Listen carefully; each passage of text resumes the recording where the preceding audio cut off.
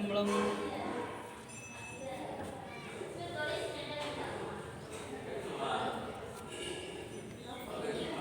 கைத்தள நீரைகணி அப்பமோட அவள் பொறி கப்பிய கறி முகம் அடிபேணி கற்றிடும் அடியவர் புத்தியில் உரைபவன் கற்பகமென வினை கடிதேவும் மத்தமும் மதியமும் வைத்திடும் மரண் மகன் மற்றொரு திரள் மதையானை மத்தள வைரனை உத்தமி புதல்வனை மட்டவில் மலர் கொடு பணிவேரே முத்தமிழ் அடைவினை முற்படு கிரிதனில் முற்பட எழுதிய முதல்வோன் புறம் ஏறி செய்த அச்சிவனுரை அச்சது போடி செய்த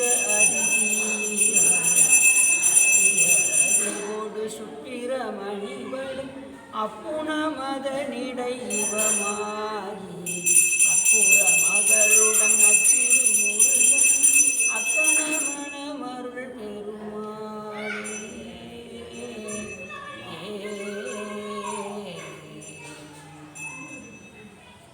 எந்தாயும் எனக்கருள் தந்தையும் நீ சிந்தாகுலமானவை ஈத்தனையாள் கந்தா கதிமேலவனே உமையாள் வைரா குமரா மறைநாயகனே.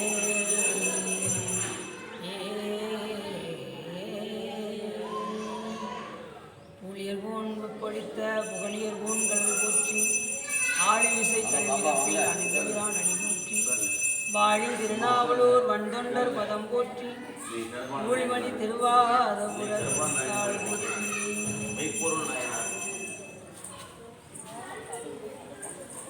இல்லாமல்ல சிவகாமி அம்பாள் உடனாசிரியர் சிதம்பரேஸ்வரருடைய பெரும் கருணையினாலே நாம் தொடர்ந்து பெரிய புராணத்தை சிந்தித்துக் கொண்டிருக்கிறோம். அதன் அடிப்படையில் இன்று நாம் மெய்ப்பொருள் நாயனாரை பற்றி சிந்திப்பதற்கு திருவருளும் குருவர்களும் அடியார்களும்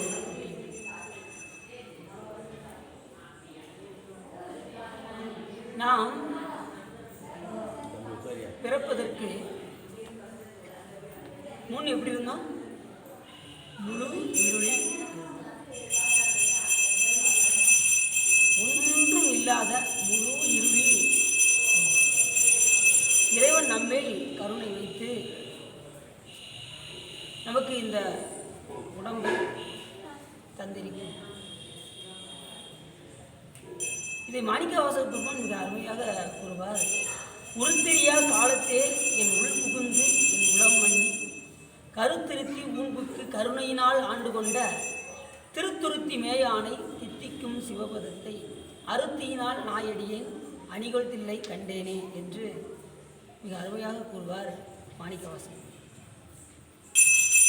உருத்தெரியா காலம் என்ன காலம்? உருத்தெரிய நம்ம உருவமே தெரியாத காலம். எப்படி இருந்தோம்? ஒரு உருவம் இல்லாமல் முழு இருளில் இருந்தோம்.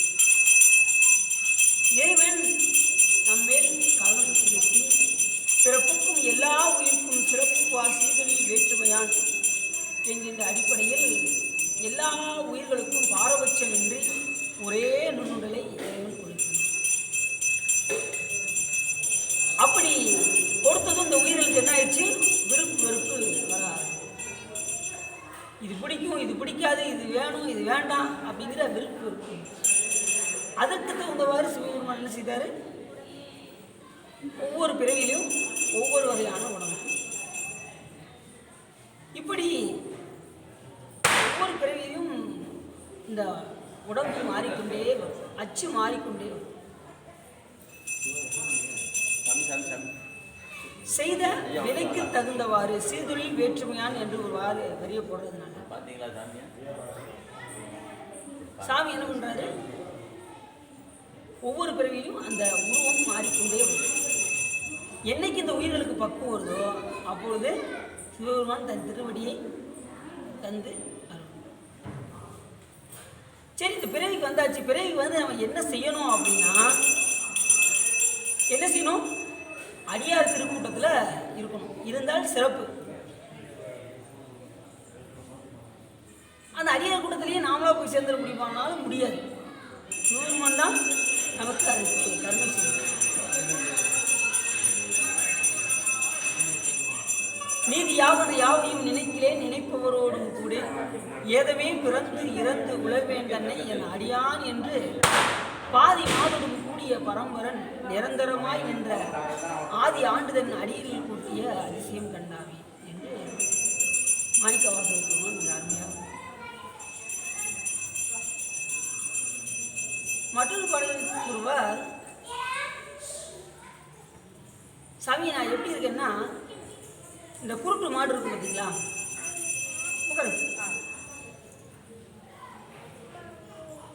தாராய் உடையாய் அடியேற்கு உன் தாளினை அன்பு பேரா உலகம் புக்கார் புறமே போந்தேன் யான். சாமி உன் அடியாரெலாம் உன் திருவடிக்கு அன்பு செலுத்தி எத்தனையோ அடியார்கள் உன் திருவடிக்கு வந்துக்கிட்டே இருக்காங்க. உன்னுடைய தாளினை அன்புக்கு, உன்னுடைய திருவடி அன்புக்கு எத்தனையோ அடியார்கள் வந்து கொண்டே இருக்கிறார். பெரா உலகம் புக்கார். மற்ற அடியார்கள்லாம் என்ன செஞ்சாங்க? உன் திருவடிக்கு வந்துட்டாங்க. நான் எப்படி இருக்கேன்னா புறமே போந்தேன்யா. நான் புறத்திலே சுற்றிக்கிட்டே இருக்கேன், உலக சிந்தனையிலே இருக்கேன். நான் எப்படி சாமி உன் திருவடியை அடைய முடியும் அப்படிங்கிற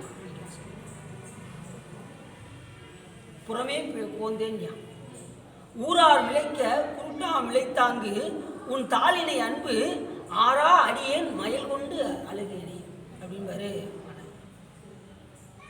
ஆறா அடியேன் மயலே அயல் கொண்டு அழுகே. சாமி எனக்கு அழுகையா இருக்கு சாமி. ஏன் தெரியுமா? எல்லா அடியாரும் உன்னுடைய திருவடி அன்புக்கு செலுத்தி செலுத்தி போய்கிட்டு இருக்காங்க. ஆனால் எனக்கு ஒரு நல்ல ஒன்று தெரிஞ்சு சாமி, நான் அடியார் கூட சேர்ந்துட்டேன்னு வச்சுக்கோங்க, நான் வந்து ஒரு குருட்டு மாடு மாதிரி, நல்ல மாடோட குருட்டு மாடு சேர்ந்தா என்ன ஆகும்? நல்ல மாடு என்ன செய்யும்? நல்ல இலைகளை பறித்து மேயும், நல்ல தண்ணியை போய் குடிக்கும். இந்த குருட்டு மாடானது அந்த நல்ல மாடோடு சேர்ந்து போயிடுச்சுன்னா இந்த புத்தி தான் யாருக்கும்? அந்த குருட்டு மாடுக்கும் வரும். அதுபோல் நான் ஒன்றுமே தெரியாதவன், எனக்கு ஒன்றுமே தெரியாது. ஆனால் அடியார் கூட நான் சேர்ந்துட்டேன்னு வச்சுக்கோங்க, போய் சேர வேண்டிய இடத்துக்கு கரெக்டாக நம்ம போயிடும். இப்போ உதாரணத்துக்கு ஒன்று சொல்கிறேங்க. இப்போ ட்ரெயின் இருக்கா? முதல்ல என்ன பெட்டி இருக்கும்? இன்ஜின் பெட்டி இருக்கும். அந்த இன்ஜின் பெட்டியில் காலியான அத்தனை பெட்டியை தூக்கி அதில் ஜாயிண்ட் போட்டால் என்ன ஆகும்? இங்கேருந்து சென்னைக்கு போகணும்னு வச்சுக்கோங்க, இதுவும் சேர்ந்து அந்த காலியான பெட்டியும் சேர்ந்து அந்த இன்ஜினோட மாட்டிடுச்சுன்னா சேர்ந்து சென்னைக்கு போயிடும். அதுபோல் நாம் அந்த காலியான பெட்டி மாதிரி நம்ம ஒரு ஞானமும் இல்லைன்னா கூட, நல்லா கவனமாக கேளுங்க, நமக்கு ஒரு ஞானமும் இல்லைன்னா கூட அடியார்களோடு சேர்ந்துட்டோம்னா அந்த இன்ஜின் பெட்டி ஆகிய அடியாரோடு எப்படி நம்ம சேர்ந்துட்டோம்னா எது அந்த இன்ஜின் பெட்டி எப்படி சென்னைக்கு போகுதோ அதுபோல் நாம் சிவலோகத்துக்கு அடியாரோடு சேர்ந்தோம்னா போய் சேர வேண்டிய இடத்துக்கு கரெக்டாக போய். ஊரா மிளைக்க குருட்டா மிளைத்து அங்கு உன் தாளினை அன்பு ஆறா அடியேன் அயலே மயல் கொண்டு அழுகேனே என்று அருமையாக பாடுவார் நமது மாணிக்கம். அப்படி அடியாரோடு இணைந்தோம் என்று சொன்னால் வாழ்க்கையில் எந்த விதமான துன்பமும் நமக்கு வந்து சேராது. அப்படி அடியார் தொடர்பு இருக்க வேண்டும் என்று சொன்னால் இந்த பெரிய புராணத்தை கேட்டோம் என்று சொன்னால் கண்டிப்பாக நமக்கு அந்த அன்பு, சிவபெருமான் மேல் அன்பும் அடியார் மேல் அன்பும் நமக்கு வரும். சிவபெருமானும் சிவன் அடியார்களும் இரண்டுவரும் நமக்கு ரெண்டு கண்ணு போல.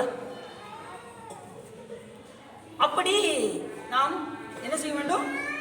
சிவபெருமானோடும் அடியார்களோடும் இணைந்தே இருக்க வேண்டும். அப்படி இருந்தோம்னா அந்த குருட்டு மாடு எப்படி நல்ல மாடோடு சேர்ந்து போய் நல்ல தண்ணியை பறித்து நல்ல இலைகளை சாப்பிட்டு கரெக்டாக எங்கள் ஊர் வந்து சேர்ந்துடும் அந்த மாடு.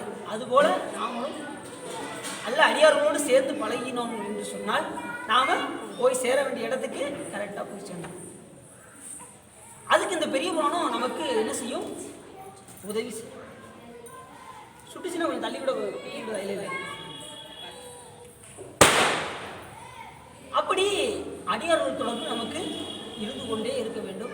அப்படி இருந்தோம் என்று சொன்னால் இந்த பெரிய புராணம் என்ன புராணம்? பெரிய புராணம். ஏன் பெரிய புராணம் வச்சாங்க? இல்லை மற்ற புராணத்துக்கு இப்போ கந்த புராணம் 1,00,000 கிரகங்களை கொண்டது. ரூல்ஸ் படி பார்த்தா பெரிய புராணம் எதுக்கு வைக்கணும்? கந்த புராணத்துக்கு தான் வைக்கணும். ஆனால் அதுக்கு கூட வைக்கல. ஏன் அப்படின்னா தொண்டர்கள் தம் பெருமை சொல்வதும் பெருமை. ஆகையினாலே இந்த புராணத்தை திருத்தொண்டர் புராணம் என்னும் இந்த புராணத்தை பெரிய புராணம் என்று வைத்தார். அப்படி இந்த பெரிய புராணத்தில் நாம் இன்று எதை பற்றி சிந்திக்கப் போகின்றோம் என்று சொன்னால், மெய்ப்பொருள் நாயனார். மெய்ப்பொருள்னா என்ன? உண்மை பொருள். பராதம் சொல்லிட்டாங்க எல்லாருமே மெய்ப்பொருள்னா உண்மை பொருள். அந்த உண்மைன்னா என்ன? மெய்னா சிவன் தான். உண்மை பொருள்னா மெய்ப்பொருள் சிவன். அப்படி இங்கே மெய்ப்பொருள் என்பது இப்போ சிவ வேடம் இருக்கு பார்த்தீங்களா? சிவ வேடம்னு நம்ம எதை சொல்லுவோம்? ருத்ராட்சம், திருநீர், ஜடாமுடி, இதெல்லாம் மெய்த்தவ வேடம். இதெல்லாம் சிவ வேடம். சிவ வேடத்தை வழிபாடு செய்தும் அடியார்கள் மோட்சம் அடையலாம் அப்படின்னு எடுத்து காட்டக்கூடிய புராணம் தான் இந்த மெய்ப்பொருள் நாயனாருடைய புராணம். மெய்ப்பொருள்னா இறைவன் ஒருத்தர் தான் மெய்ப்பொருள். மற்ற எல்லாமே உலகத்தில் எல்லாமே பொய்ப்பொருள் தான். சிவபெருமான் ஒருத்தர் தான் மெய்யான. இப்போ தங்கம் இருக்கு பார்த்தீங்களா?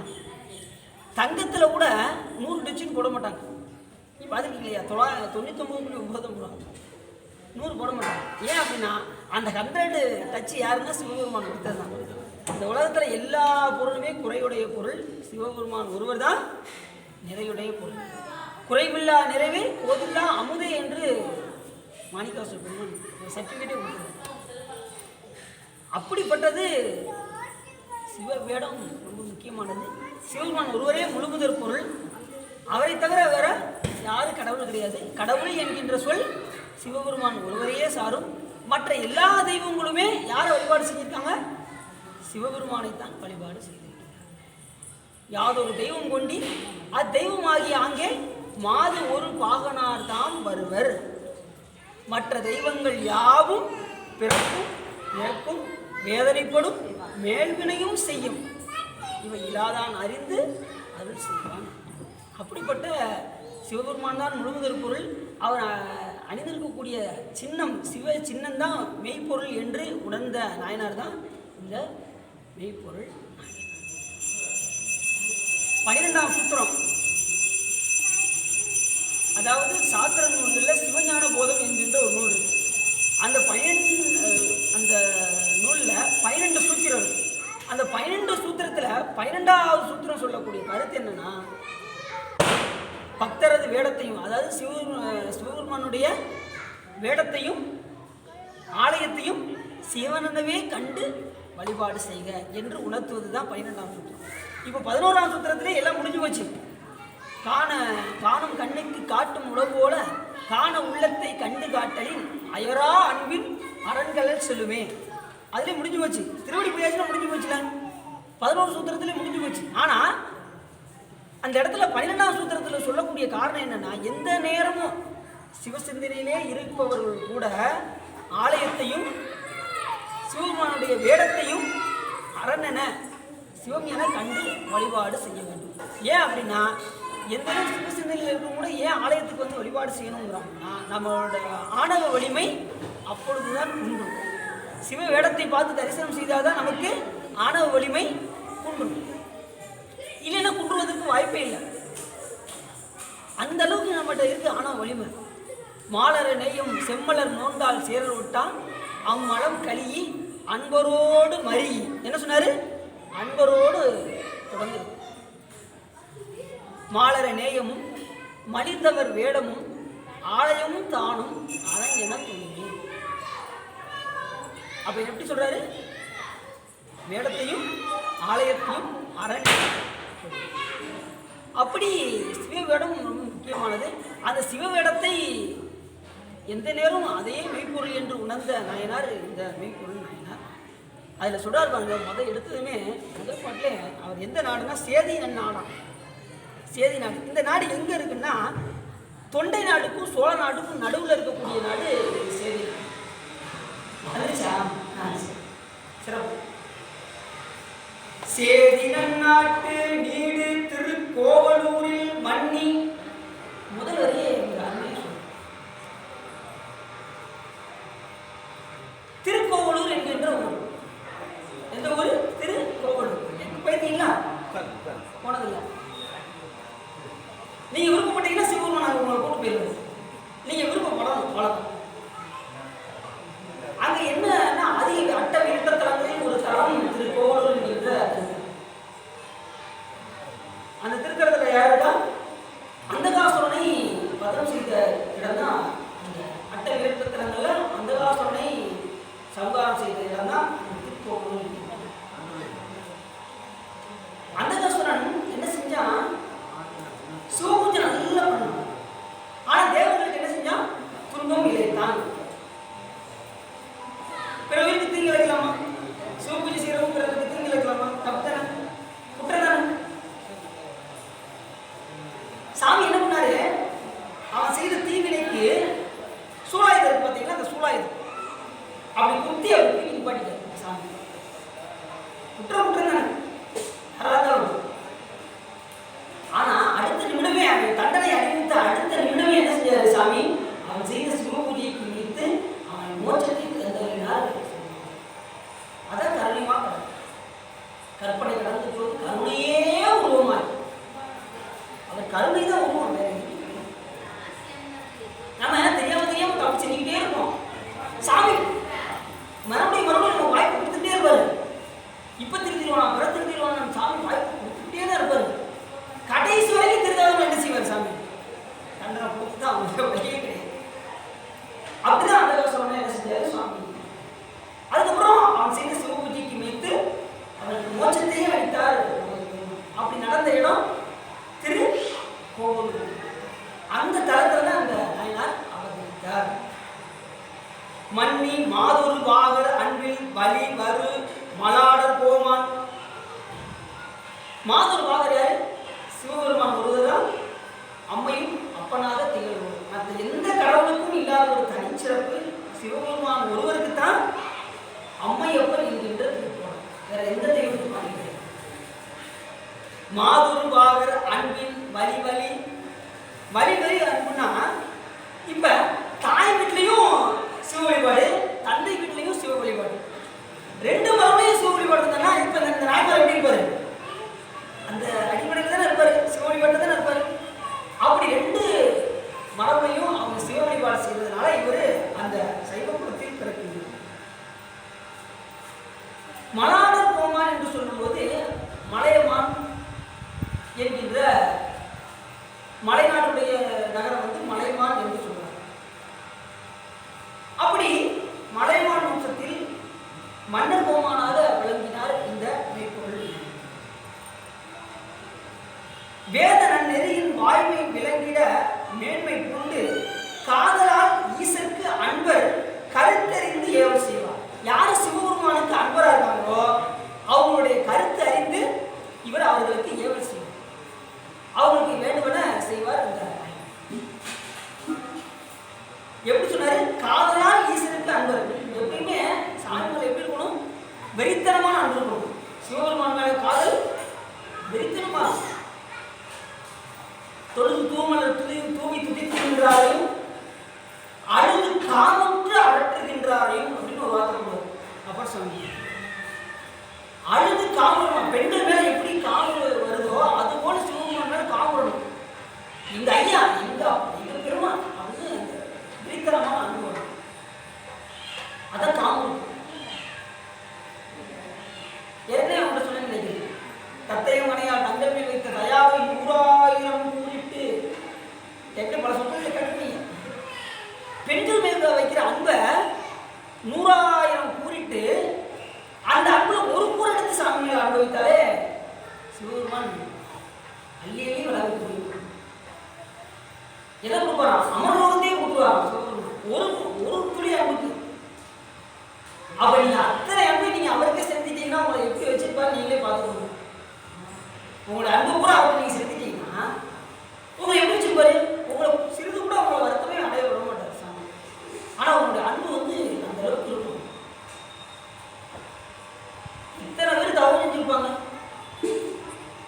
முத்திக்கு உழன்று முனிவர்களாம் நனிவாட அத்திக்கு அருளி அடியேனை ஆண்டு கொண்டு பத்தி கடலுக்குள் பதித்த பரஞ்சோதி தித்திக்குமா வாடி யார் சொல்றாங்க? இல்லையா சாமி, எத்தனையோ முனிவர்கள்லாம் உனக்கு தவம் இருந்து உன்னை வழிபாடு செய்யறாங்க. எனக்கு எந்த தவமும் இல்லையே சாமி. அத்திக்கு அருளி அடியேனை ஆண்டு கொண்டு பத்தி கடலுக்குள் பதித்த பரஞ்சோதி தித்திக்குமா வாடி இல்லையே. நீ என்னைய கூட ஒரு பொருட்டா வச்சு என்னை நீ ஆண்டு கொண்டிருக்கனா, நீ உன்னுடைய கருணை எங்க, அடியேன் எங்க? நம்ம பக்திங்கிற ஒரு கடலுக்குள்ள உள்ள விட்டுட்டாருல, எவ்வளவு பெரிய ஆச்சரியம். எத்தனையோ பேர் உள்ள இன்னும் தெரியாம இருக்காங்க. எத்தனையோ பேர் சிவபெருமான் தான் முழுமுதல் பொருள் என்று தெரியாம எத்தனையோ பேர் இருக்காங்க. பக்திக்குள்ள இன்னும் வராம எத்தனை உயிர்கள் இருக்கு யோசிச்சு பாருங்க. அதுல நம்ம பக்தியை ஒண்ணு கொடுத்து அதுல சிவபெருமான் தான் முழுமுதல் பொருள் என்பதை உணர வைத்து அவர் திருக்கோயிலுக்குள் வரவழைத்து அவருடைய புராணத்தை கேட்க வைத்திருக்கிறார் என்று சொன்னா அப்ப இவ்வளவு பெரிய ஆச்சரியம். இப்ப புராணம் கேட்கிறவங்களுக்குலாம் சாமி என்ன பண்ணாரு? சிவபெருமான் உங்களை செலக்ஷன் பண்ணிட்டார். இந்த கேம்பஸ் இன்டர்வியூ வைப்பாங்க பார்த்துருக்கீங்களா? நல்லா படிச்சுட்டு இருக்கவங்க கேம்பஸ் இன்டர்வியூவில் வந்து என்ன செய்வாங்க, உங்களை நாங்கள் செலக்ஷன் பண்ணிட்டோம், நீங்கள் எங்கள் கம்பெனியில் வந்து ஜாயின் ஆகிருங்க அப்படின்னு சொல்லி சொல்லிடுவோம். அதுபோல் இங்கே வந்து நமக்கு என்ன பண்ணிட்டாரு, செலக்ஷன் பண்ணிட்டாரு. எல்லாத்தையும் உத்தரவாதத்தை தரங்கி வச்சு நீங்கள் நம்ம கம்பெனிக்கு வந்துடுங்க. என்ன கம்பெனி? சிவலோகம் கம்பெனிக்கு நீங்கள் வந்துடுங்க அப்படின்ட்டு சாமி என்ன பண்ணிட்டாரு, விபூதி உத்தரவாதத்தை கொடுத்து அடையாளம் கொடுத்து விசிட்டிங் கார்டு கொடுத்து போயிட்டாரு சாமி. இப்போ நம்ம என்ன செய்யணும்? ஒழுங்கா வழிபாடு செய்யணும். அவங்க என்ன செய்வாங்க, கரெக்டா அந்த நேரத்தில் கடைசி பரிசு என்ன செய்யணும், அவங்க ரொம்ப கவனமா இருக்கணும். எழுதுனா தான் என்ன செய்ய முடியும், அந்த கம்பெனியில் போய் உடனே அவங்களே கூப்பிடுவாங்க. கரெக்டா பரிசு எழுதிட்டாங்கன்னா அந்த கம்பெனியில் வந்து, சார் நீங்க ரொம்ப மார்க் எடுத்துருக்கீங்க, வாங்க வாங்க எங்க கம்பெனிக்கு வாங்க அப்படின்னு என்ன செய்வாங்க, கூப்பிட்டு ஓடிடுவாங்க. கொஞ்சம் மார்க் கம்மியா இருக்கட்டும்னு வச்சுக்கோங்க, என்ன செய்வாங்க, அந்த கம்பெனிக்காரங்க திரும்பியும் பார்க்க மாட்டாங்க. செலக்ஷன் பண்ணி போயிட்டாலும் கூட அந்த கடைசி பரிசு ரொம்ப முக்கியமான பரிசு. ஏன்னா ஏற்கனவே எல்லா இதையும் சப்ஜெக்ட்லாம் பாஸ் பண்ணி தான் எங்க வந்துருமோ அந்த கம்பெனிக்காரன் வந்து செலக்ஷன் பண்ற அளவுக்கு வந்து கடைசி பரிசை நல்லா இல்லைன்னா என்ன ஆயிடும், வீணா போகும். அதுபோல இப்போ நம்மள வந்து விபூதி உத்தரவாதத்தை தரிக்க வச்சு நம்ம சாமி இங்கே இப்போ நம்ம என்ன செய்யணும் அப்படின்னா ஒழுங்கா வழிபாடு செய்யணும். எப்படி செய்யணும்? ஒழுங்கான வழிபாடு, ஒழுக்கமான வழிபாடு. அதை நாம முறையா செய்து ஆமாறும் திருவடிக்கு அகங்குலையின் அன்பு உருகேன், அகம் குலைவதற்கும் அன்பு உருகுவதற்கும் என்ன சொன்னாரு, பூமாலை புனைந்து புகழ்ந்து உரை புத்தேனை போமானின் திருக்கோயில் தூகையோ விழுகையோ புத்தாடு சாமாரே தெரிகின்றேன் சதுராளா உன்னை சார்பா. அந்த அளவுக்கு நாம் என்ன செய்யணும், வழிபாடு செய்யணும். சாமி நான் சொல்றேன், நான் இதெல்லாம் செய்யல அப்படின்னு என்ன அர்த்தம், அதெல்லாம் செய்யணும்னு அர்த்தம். நான் பூக்கட்டிலேயே சாமி அப்படின்னு என்ன செய்யணும், நம்ம அந்த பூவை நம்ம கட்டணும்னு அர்த்தம். ஆடுகின்றிலே பூத்துடையான் கலருக்கு அன்பிலே பாடுகின்றிலே பதைப்பதும் செய்கிலே பூமலர் சூடுகின்றதில்லை சூட்டுகின்றதும் இல்லை அப்படிங்கிறது இன்னொரு பாட்டு. அப்ப அதெல்லாம் நம்ம செய்யணும்னு அர்த்தம். அது வந்து எதிர்மறையில வரும். அப்ப ஆமாறும் திருவடிக்கு அகம் குலையேன் அன்பு உருகேன் அப்படின்னு நம்ம அதெல்லாம் செய்யணும்னு அர்த்தம். பூமாலை புனைந்து ஏத்தேன் அப்படின்னு பூமாலை ஏற்றணும். புகழ்ந்து உரையேன், உன்னை பத்தி நான் பாடவே இல்லையே சாமி, மாணிக்க அவசரம் பாடலையா, ஆனா என்ன சொல்றாரு, புகழ்ந்து உரையேன் அப்படிங்கிறாரு. நான் உனக்கு வந்து புகழ்ந்து பாடலையே சாமி அப்படிங்கிறாரு. அப்படின்னு என்ன அர்த்தம், பாட வேண்டும். எப்பயுமே ஞானிகள் வந்து சொல்லும்போது என்ன சொல்லுவாங்கன்னா எதையுமே எந்த அளவுக்கு இறக்கி சொல்லணும்னு சொல்லுவாங்க. நாம ஒரு பாட்டு பாடிட்டோம்னு வச்சுக்கோங்க, என்ன செய்வோம், சத்தமா பாடுவோம். நமக்கு தெரிஞ்சிருச்சுன்னு சொல்லிட்டு என்ன செய்வோம், பாட்டை ரொம்ப சத்தமா பாடுவோம். பாட்டு தெரியல வச்சுக்கோங்க, அப்படி கமுக்கமா எல்லாரும் சவுண்ட் முடிஞ்சு நம்ம சவுண்டு குறைஞ்சிடும். அப்படிதானே உண்மை. எப்பயும் ஒரே போல இருந்தா தெரிஞ்சாலும் சரி தெரியாதுதான் சரி, எப்பயும் போல ஒரே தெரிஞ்சாலும் தெரியாதும் ஒரே நிலையில் இருந்தோம்னா நம்மளுடைய லைஃப் அதனால தெரிஞ்சதுன்னு சொல்லி ரொம்ப சந்தோஷப்படவும் கூடாது, தெரியலன்னு சொல்லி வருத்தப்படவும் வேண்டியது. எப்பயும் போல தெரியலையா பார்த்து படிக்கணும், தப்பே கிடையாது. இப்போ யாரும் வந்து மெடல் எதுவும் கொடுக்க போறாங்களா கிடையாது. நீங்க பார்த்து படிச்சாலே சிவபெருமான் மெடல் கொடுப்பாருன்னா நீங்க அதுக்கு என்ன சொல்ல? தப்பா படிச்சாலும் கரெக்டா தப்பா படிச்சா கூட சாமி திருத்திடுவாரு, திருத்தி நம்மளை படிக்க வைப்பாரு. அவருக்கு அன்பை ஆக்கி விட்டோம், அன்பை அவருக்கு ஆளாக்கி விட்டோம் என்று சொன்னா மிகப்பெரிய சிறப்பா இருக்கும். அதுக்கு மேல அடியாருக்குள்ள அனுபவிச்சோன்னு வச்சுக்கோங்க, அது தமிழ் தாய்மான சாமி சொல்வாரு, அன்பருக்கு என்னை ஆளாக்கி விட்டு விட்டால் இன்பநிலை தானே வந்து இருக்கும் பராபரமே. எனக்கு அடியாருக்கு பணி செய்யறதுக்கு எனக்கு எதையாவது எனக்கு வாய்ப்பு கொடுத்து சாமி, எனக்கு அது போதும் அப்படின்னு. அன்பருக்கு என்னை ஆளாக்கி விட்டு விட்டால் இன்பநிலை தானே வந்து. இப்ப அடியார்கள் வந்தாலும் பார்த்தாலே அப்புறம் நாங்க ஊருக்கு போலான்னு இருக்கோம், அப்பதான் வந்திருப்பாங்க, நம்ம வீட்டுக்கு வந்திருப்பாங்க. நம்ம என்ன சொல்லுவோம், நீங்க நேரத்தையும் ஒரு போன் பண்ணி சொல்லியிருந்தீங்கன்னா நாங்க இருந்திருப்போம், இப்போ இந்த நேரம் பார்த்து வெளியூர் போக வேண்டிய சொல்லுங்க அப்படின்னு சொல்லி என்ன செய்வோம். அப்படிலாம் இங்க இருக்காங்க. அடியார்கள் வந்தா இப்படி நாம் செய்த புண்ணியம் அப்படின்னு நினைக்கிறோம். அடியார்கள் நம்ம வீட்டுக்கு வந்தாங்கன்னா நன்றுவது வரவு நாங்கள் தவம் அப்படின்னு நினைக்கிறோம். அடியார்கள் வீட்டுக்கு வந்தால் நம்ம தவம் அப்படின்னு நினைக்கிறோம். அது இன்னொன்று என்ன புராணத்தில் வரும். இன்னைக்கு நிறைய விஷயங்கள் இருக்கு சொல்லுவோம். சரி, இப்போ அப்படிப்பட்ட சாமி மேல் காதல் அன்பு வர வேண்டும். அன்பு வந்து என்ன செய்ய வேண்டும், அந்த கருத்து அறிந்து, அந்த அடியார்களுடைய கருத்து அறிந்து இவர் ஏவல் செய்வானா அந்த நாயனம். இப்போ ஒரு அடியார் நம்ம கிட்ட ஏதாவது கேட்க வராங்க, ஒரு குறிப்பு அறிஞ்சுக்கிட்டோம்னு வச்சுக்கோங்க, என்ன செய்யணும், இப்போ நம்ம கிட்ட ஒரு 1000 ரூபாய் கேட்டு வராங்கன்னு வச்சுக்கோங்க, நம்மகிட்ட இருக்குன்னா என்ன செய்யலாம், கொடுக்குறோம். இல்லைன்னாலும் இல்லைன்னு கூட சொல்லிடலாம், தர முடியாது. ஆனா வச்சுட்டு நம்ம என்ன செய்வோம், ஒரு 1000 ரூபாய் கொடுத்துருவோம், கொடுத்துட்டு வருத்தப்படுவோம், ஒரு 500 ரூபா கொடுத்துருக்கலாமே, ஒரு 100 ரூபா கொடுத்துருக்கலாமே அப்படின்னு அந்த வருத்தப்படும். இப்போ அடுத்த பாட்டு நம்ம சொல்லக்கூடாது. அப்படி வருத்தப்படாம அடியாருடைய குறிப்பு அறிந்து அவங்க என்ன கேட்டு வராங்கிறத அறிந்து, இப்போ சாப்பாடு கேட்டே வராங்கன்னு வச்சுக்கோங்க, அவங்களுடைய குறிப்பை நம்ம பார்த்துமே பசியோட வர்றதை நம்ம முகத்தை பார்த்தாலே தெரிஞ்சுக்கணும். பார்த்ததுமே என்ன செய்யணும், உடனே ஐயா வாங்க முதல்ல சாப்பிடணும், முதல்ல 2வது பார்ப்போம் அப்படின்ட்டு என்ன செய்யணும், அவங்க இல்லத்துக்கு வரவழைத்து கொண்டு வந்து மனை புகுந்து உலாவும் பாகம் விலக்கி மண்டி காதலின் ஆதரித்திலை அருச்சனை செய்தபின் முண்டினாலே விதத்திலாறு சுவை திறத்தினில் அண்ட நாயகர் கொண்ட இச்சையில் செய்யாய். அப்படி அடியார்களுக்கு அப்படி இந்த நாயன்மார் அன்பருடைய கருத்தறிந்து இவர் அந்த அடியார்களுக்கு பணி செய்து கொண்டிருந்தார். அரசியல் நெறியில் வந்த அறநெறி வளாமல் காத்து வரையிடும் தோளால் வென்று மாற்றலர் முனைகள் மாற்றி உரைதிறம் பாத நீதி ஓங்கி நீர்மையின் மிக்க திரைசை நீர் சடையான் அன்பர் வேளவே சிந்தை செய்வார். அடுத்த பாட்டில் தான் ரொம்ப முக்கியமான பாட்டு இருக்கு. அன்பருடைய திருவேடர் பாருங்க, அதையே எந்த நேரம் சிந்தை செய்துக்கிட்டே இருப்பார். எந்த நேரம் ஒரு ஊதிய உத்தரவாதத்தையே தான் சிந்தனை பண்றது. இவருடைய கொள்கையே அதுதான். அரசு இவர் வந்து அரசராக இருக்கிறதுனால அந்த அரசனை தவறாமல் ஒழுகினார். இவர் எல்லாத்துக்கும் மேல இவர் ஏன் மெய்ப்பொருள்னா, வெள்ளுமா மிக வெள்ள மெய்ப்பொருள் கிடையாது. திருத்தொண்ட கோவில் என்ன சொல்றாரு, சுந்தரம் சுவாமிகள் இந்த நாயன்மாரை சொல்லும்போது என்ன சொன்னாரு, தில்லைவாழ் அந்தமதம் அடியாருக்கும் அடியே திருநீல கண்டத்துக்கு யவனார்க்கடியே இல்லையே எண்ணாத இயவகைக்கும் அடியே இளையாண்டல் குடிமாறன் அடியாருக்கும் அடியே வெள்ளுமா மிக வெள்ள மெய்ப்பொருளுக்கு அடியே. எதையும் வெல்லக்கூடியவர் இந்த நாயனார். கடைசி பகைவரை எப்படி வென்றார் பாருங்க, திருவேடத்தை வைத்து வென்றது இந்த நாயனார். அந்த அளவுக்கு சிவ வேடத்தின் மேல் இவருக்கு பற்று. 2வது, எத்தனை படைகள் வந்தாலும் அத்தனையும் வீழ்த்துவாரா இந்த நாயனார். எதிர்த்து வந்தாலும் இவர் பார்த்தாலே பயப்படுவாங்க. அந்த அளவுக்கு இவருடைய போர் புரிதல் விளக்கி கொடுக்கும். இப்படி அரசியல் சம்பந்தமா எந்த இது இருந்தாலும் சரி, அது மாதிரி போர் புரிதலையும் சரி, எல்லாரையும் வெற்றி வாகை சூடிய இந்த மெய்ப்பொருள் நாயனார் அன்பருடைய வேடத்தை மட்டும் எந்த நேரமும் சிந்தை செய்து கொண்டே இருப்பார். அன்பருடைய வேடம் எது, திருநீரும் ருத்ராட்சம். அதுலேயே திருநீர் பூசிட்டாங்கன்னா அவங்க விழுந்து விழுந்து வணங்குவாங்க.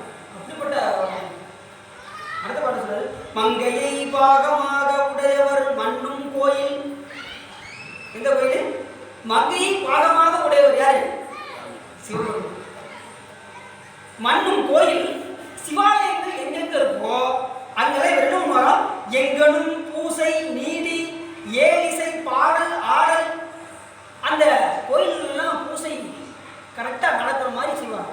அவர் நாட்டில் உள்ள எங்கெங்கெல்லாம் சிவாலயங்கள் இருக்கோ சேதி நாட்டில் அங்கே இருக்கக்கூடிய சிவாலயங்கள் தோறும் நித்தியம், நைமித்தியம், காவியம், புண்ணிய காலம் என்கின்ற பூசைகளை கரெக்டாக நடத்துவாங்க.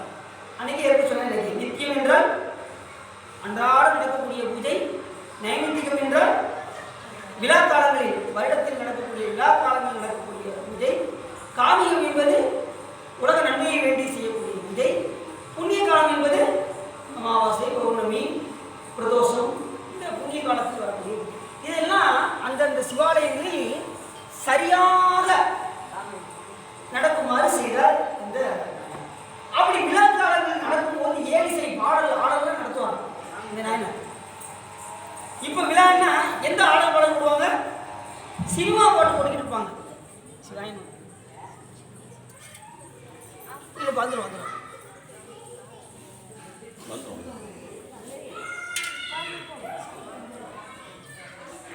நம்ம பேசிக்கிட்டே இருப்போம். ஆனா இப்போ என்ன செய்வாங்க? இந்த ஆடல் பாடல் ஓடிக்கிட்டு இருக்கோம், சினிமா பாடல் ஆடல் ஓடிக்கிட்டு இருக்கோம். ஆனா அவர் எந்த ஆடல் பாடல், திருமுறைகள், இந்த மாதிரி ஏழிசை ஆடல் பாடல் இன்னிசையெல்லாம் வைத்து அங்கே வழிபாடு செய்து கொண்டிருக்கோம். வரட்டுமா? ஏன் கரண்ட் வரட்டுமா? அந்த லைட்டான இருக்கலாம்.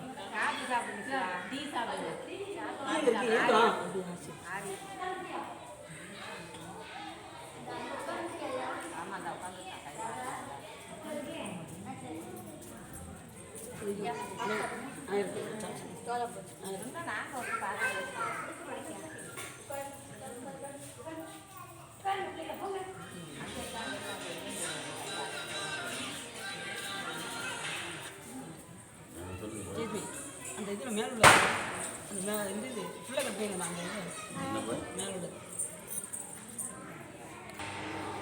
அப்படி அங்களுடைய வேடத்தையே செய்து கொண்டே இருந்தார். சிவாலயங்கள் தோறும் பூஜைகள் சிறப்பாக நடத்தி கொண்டிருந்தார். அங்கே ஏழிசை ஆடல் பாடல் எல்லாம் சிறப்பாக நடத்தி கொண்டிருந்தார். பொங்கிய சிறப்பின் மனிதர்கள் போக்குதல் புரிந்து வாழ்வார் தங்கள் நாயகருக்கு அன்பர் தாளல்லால் சார்பு கொண்டிருக்கிறார். அடியாருடைய திருவடியை தவிர வேறு எந்த சார்பும் நமக்கு கிடையாதுங்கிற அந்த உறுதிப்பாட்டில் கடைசி வரைக்கும் அடியாருடைய திருவடி நிலையில் எப்போதும் சார்போடு இருந்தார். சார்பு இல்லாம அதோடு தான் சார்போடே இருந்தாரா. அப்படி இருக்கிற நேரத்தில் இவர் என்ன செய்தார்னா, தான் சேர்த்து வைத்த செல்வம் அனைத்தும் தேடிய மாடு அப்படின்னு என்ன அர்த்தம்? தேடிய மாடு தான் தான் சேர்த்து வைத்த செல்வம். நீடு தேடிய மாடு நீடு செல்வம். தான் சேர்த்து வைத்த செல்வமும் முன்னோர்கள் சேர்த்து வைத்த செல்வத்தையும் ஏற்கனவே சொன்னேன் உங்களுக்கு. அந்த பாட்டு கரெக்டாக அந்த வருது. தேடிய மாடு நீடு செல்வமும் தில்லை மண்ணில் ஆடிய பெருமான் அன்பருக்கே ஆவன் ஆகும் என்று நாடிய மனத்தினோடு நாயன்மார் அடைந்த போது கூடிய மகிழ்ச்சி உங்க குறைவர கொடுத்து வந்தார். இந்த அறிஞர் என்ன பண்ணாரு? தான் சேர்த்து வைத்த செல்வமும் முன்னோர்கள் சேர்த்து வைத்த செல்வத்தையும் சிவபெருமானுடைய அடியார்கள் யார் இருக்காங்களோ அவர்களுக்கு போய் சேர வேண்டும் என்று விரும்பினார். ஏன் அப்படின்னா அவங்களுக்கு போனாதான் நம்மளுடைய செல்வம் எப்படி இருக்கும்? நிலை பெற்று இருக்கும். மற்ற செல்வம் நீங்க எவ்வளவுதான் பேங்க்ல நீங்க டெபாசிட் பண்ணினாலும் என்னாகும்? எப்பா உனக்கு நோயா ஒரு 5 லட்சம் கட்டு அப்படின்னு என்ன செய்வாங்க? ஆத்துல போய் கட்ட சொல்லுவாங்க. அந்த மாதிரி இருக்கும் போதே என்ன செய்யணும்? கிடைக்கக்கூடிய செல்வத்தை கொஞ்சமாவது என்ன செய்யணும்? அடியார்களுக்கு கொடுத்து பழக வேண்டும். நம்முடைய ஒரு பகுதியாவது என்ன செய்யணும்? 100 பகுதி முடியாதா? சிவபெருமானுக்கும் சிவன் அடியார்களுக்கும் ஒரு படங்காவது என்ன செய்யணும்? எடுத்து தானம் பண்ணிக்கிட்டே இருக்கணும். நித்தம் பண்ணணும்.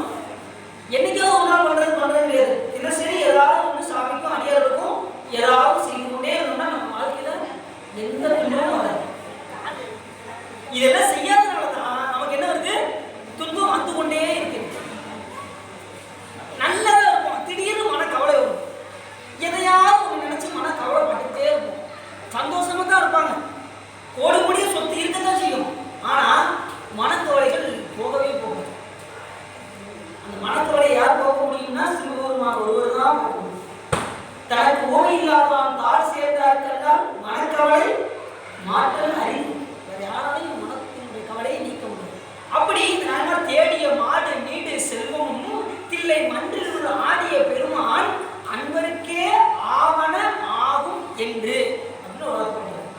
ஏன் அப்படின்னா அது ஒன்றுதான் ஆகும், மற்றதெல்லாம் ஆகாது. அந்த இடத்துல எப்படி போறாரு, ஆவன ஆகும் என்று சேக்கிழார் சாமி அழகா சொல்றாரு. அது ஒண்ணுதான் ஆவன ஆகும், மற்றதெல்லாம் ஆகாது அப்படின்னு அர்த்தம். அப்படிதான் நம்ம பொருள் கொள்ளணும். ஆகும் என்று நாடிய மனத்தினோடு யாராவது வந்தாங்கன்னா நாயன்மார் அணைந்த போது அதை கொடுக்கும்போது எப்படி கொடுப்பாரா, மகிழ்ச்சியோடு கொடுப்பாராம். கூடிய மகிழ்ச்சி பொங்க குறை வர கொடுத்து வந்தார். இதை வந்து என்ன செய்யறாரு, அன்றாட அந்த பணியை செஞ்சுக்கிட்டே இருக்காரு. கொடுத்து வந்தார், தினசரி அதை கொடுத்து வந்துகிட்டே இருக்காரு. அதுக்கு இதுல ரெண்டு பொருள் இருக்கு. கொடுத்து வந்தார், கொடுத்து உவந்தார். உவந்தார் என்ன அர்த்தம், கொடுத்த பின்பும் மகிழ்ச்சி, கொடுத்த பிறகும் மகிழ்ச்சி. இப்ப நீங்க ஒரு அடியார் நம்ம தேடி வராங்க, உடனே நான் என்ன செய்யறேன், சந்தோஷத்துல சாமி ரொம்ப சந்தோஷம், அடியிட்ட வந்து நீங்க அவங்க குறிப்பெடுத்து கொடுக்கும்போது அவங்க கேட்கும்போது ரொம்ப சந்தோஷம், மகிழ்ச்சி அடைகிறது. அவங்க கேட்கும்போது மகிழ்ச்சி, கொடுத்த பிறகு மகிழ்ச்சி. ஆனா அடியார் கொடுத்தோம் ரொம்ப சந்தோஷம் அப்படின்னு சொல்றது எப்படி இருக்கு, அது வந்து உவந்த. இப்ப நாம என்ன செய்வோம், ஒருத்தர் வந்து ரூபா கட்டுறதால என்ன செய்வோம், ஐயா ஒரு 1000 ரூபா கொடுங்கய்யா அப்படின்னு கேட்கணும். நாம என்ன செய்வோம், 1000 ரூபா கொடுக்குறதுக்கு ரொம்ப யோசிப்போம். ரெண்டாவது ஒரு 500 ரூபாய் கொடுப்போம், எதுக்கு ஒரு 500 ரூபாய் கொடுப்போம் அப்படின்ட்டு 500 ரூபாய் கொடுத்துட்டு கொடுத்ததுக்கு முன்னாடியும் நமக்கு வருத்தம். அதுக்கப்புறம் கொடுத்துட்டதுக்கு அப்புறம் என்ன செய்வோம், ஒரு 200 ரூபா கொடுத்துருக்காங்க அப்படின்னு அதுக்கப்புறமும் ஒரு வருத்தம். நம்மளுடைய பிரச்சனை எப்படி இருக்கு பார்த்தீங்களா, நமக்கு கொடுப்பதுக்கு முன்னாடி வருத்தம், பிறகும் வருத்தம். அப்படி இல்லாமல் இந்த நாயனார் என்ன செஞ்சாரு, கொடுப்பதற்கு முன்னும் மகிழ்ச்சி, கொடுத்த பின்னும் மகிழ்ச்சி. தேடிய மாடு நீடு செல்வமும் தில்லை மன்றினுள் ஆடிய பெருமான அன்பருக்கே ஆவண ஆகும் என்று நாடிய மனத்தினோடு யாரை வந்து நம்ம விரும்பி வராங்களோ, நாடிய மனத்தினோடு நாயன்மார் அணைந்த போது, தன்னை தேர்ந்து வரும்போது கூடிய மகிழ்ச்சி கொண்ட குறைவர கொடுத்து வந்தார். கொடுத்து அப்படி ஐயாவை கேட்க கேட்க கொடுத்து கொண்டே இருக்கார். அப்படிப்பட்ட இப்படி ஒழுகின நாளில், இந்தவாறு ஒழுகும் நாளில் இகழ்திறம் புரிந்தோர் மன்னன். இப்படி இருக்கிற நேரத்தில் ஒரு மன்னன், ஒரு மன்னன் போட்டார். சேக்கிழார் சாமி இந்த இடத்துல சொன்னாரு, இப்படி நித்தியமும் அந்த பணியை செஞ்சு வந்துகிட்டு இருக்க நேரத்தில் ஒரு நாள் எதிர்நாட்டு அரசன், அந்த அரசன் பேரை சொல்றது கூட தகுதி இல்லைன்னு சொல்லிட்டு அந்த இடத்துல என்ன பண்ணார், ஓர் மன்னன் அப்படின்னு ஒரு வார்த்தை போட்டார். ஏன் அப்படின்னா இந்த மன்னர் தான் என்ன செய்ய போறாரு, தந்திரமா நாயனார கொல்லணும் முடிவு பண்றாரு. அதனால அவர் பேரை சொல்றது கூட தகுதி இல்லை அப்படின்ட்டு இந்த இடத்துல ஓர் மன்னன் அப்படின்னு ஒரு வார்த்தை போட்டார்.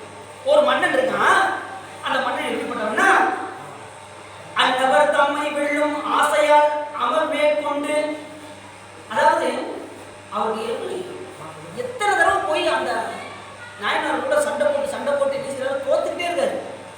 சரி தோல்வி வந்தா என்ன செய்யணும், அடுத்து திருந்தணுமா வேண்டாமா, பல தடவை போய் அவரை ஜெயிக்க முடியலன்னா என்ன செய்யணும், அவர் திருவடியில போய் விழுந்து ஐயா உங்களை வெல்ல முடியல அப்படின்னு சொல்லி மன்னிப்பு கேட்டாலும் ஒரு இல்லையா, பகைமை கொள்ளாமையாவது இருந்தா கூட அவங்க வேலையை பார்த்துட்டு இருந்தா கூட ஒரு பிரச்சனை இருக்கு. இவர் என்ன பண்ணாரு, ஆசையா அவர் மேல் கொண்டீங்க, எப்படியாவது இவரை ஜெயிக்கணும் அப்படின்னு அவருக்கு ஆசை. இந்த மண்ணுக்கு எத்தனை நேரம் தோத்துட்டே இருக்கமே, எப்படியாவது இவரை ஜெயிக்கணும் அப்படின்னு ஆசையால் அவர் மேல் கொண்டு பொன்கனி ஓடை அல்ல ஒருவரை காலால் மற்றும் புன்முறை இழந்து தொற்று பறிவோர். எத்தனை பலமுறை போய் யானைப்படை குதிரைப்படை எல்லா படையும் 4 வகை படைகளையும் கொண்டு அவர் போய் என்ன செய்யறாரு, தோற்று பறிபோகப்பட்டு இப்படி திரும்ப போய் தோற்கிறமே அப்படின்னு அவருக்கு என்ன செய்யல, கொஞ்சம் கூட வெக்கமே இல்லை. தோற்று போறோங்கிற வெக்கம் இல்லை, அறிவினால் வெல்லக்கூடிய இதுவும் இல்லை. அறிவினால் ஆக்குதல் பிரிவினோடு தன்னோய் போல் தோற்றா கடை என்பார் வள்ளுவர். நம்ம அறிவு கொடுத்ததின் பயன் என்ன, பிறவுயிரும் தம்முயிர் போல் கருதுவது, அதுதான் அறிவினுடைய பயன். யார் சொல்றா, திருவள்ளுவர் அழகா சொல்றார். அப்படி இந்த மன்னன் பலமுறை தோற்று போய் இருந்ததால் எப்படியாவது வெல்ல வேண்டும் என்று விரும்பினான். இப்படி செய்கின்ற நேரத்தில் இப்படி இழந்த மாற்றான் நிலையினால் வெல்ல மாட்டான், மெய்ப்பொருள் வேதம் சீலம் அறிந்து வெந்நீர் சாத்தும் அப்பெருவேடம் கொண்டே அற்றத்தில் வெல்வானாக செவ்வொரு நிலவை எண்ணி திரு கோவலூரில்